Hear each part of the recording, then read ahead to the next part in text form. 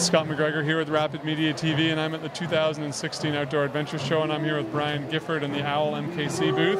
And I know you're both a guide at OWL and an instructor at MKC. That is correct. And we were chatting just before we got on camera here, and I know that MKC runs day-long and 2-day and 5-day courses, and I've been part of that as a guide or as an instructor. And I know people leave there really excited to paddle, and they ask us as guides and instructors lots of questions like, basically, which boat should I buy? Right? We get that all the time. Typical question, for sure. Typical question. What do you tell them? How do you point them in the right direction? Well, hopefully, right from the get-go, we've taught them about properly fitting a boat. It's all about, having a boat that fits you right in terms of your weight, so you're comfortable. Generally, we prefer putting new beginners in longer boats, so creek boats, river running. A longer boat tracks better in the water. So you actually teach out of these boats? We teach out of these boats, yeah. So hopefully we've convinced them by the end of the week that the boat they're in is a good choice, and they'll want that style of boat. Right. Yeah. So even if somebody's like, hey man, I want to get into freestyle, and it's like, that's pretty cool, but you've only had a 2-day course.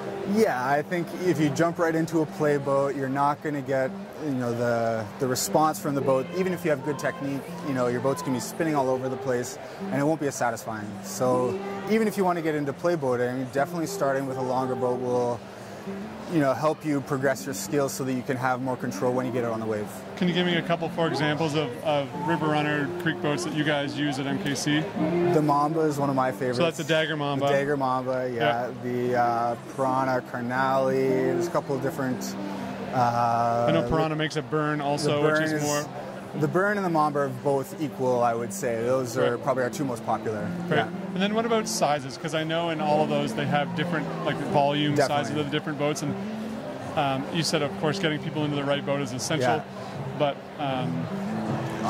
erring on the side of the bigger side, I think, would be a good way to go to start off. And even in terms of outfitting, when we start with beginners, we'll set them up with very loose outfitting. As they get more comfortable in the boats, then we start tightening things up. Right. Because once you're snug in the boat, then you have more control. It helps with the hip flicks, rolling, everything, but you need to be comfortable. You don't want to feel like you're trapped in the boat. That's right. Bigger paddlers, especially, you need to have a boat that's big enough for you. You don't want to be swamped. Right. Catching eddy lines, that's a big factor as well. And what you mean is the bigger boats just have a little more volume. They're just bigger and they float you higher, correct? Float you higher. When you're going downstream, you'll have a better punch going through waves. You're not going to get pushed around by the currents as much. Right. Something we haven't chatted about, but every beginner asks, and it's the thing they want to learn how to do, which is roll. Yeah. The bigger boats roll, the rounder boats roll way easier too. Long boat rolls way better. Yeah, if you think like a log, right? A long piece of, long log, it rolls nice and fast. Great. Yeah. Brian, thank you very much. Have Thanks, a great Scott. rest of the show and enjoy the rest of the summer. Yeah. Scott McGregor here at the 2016 Outdoor Adventure Show in the OWL MKC booth, and I hope you paddle forever.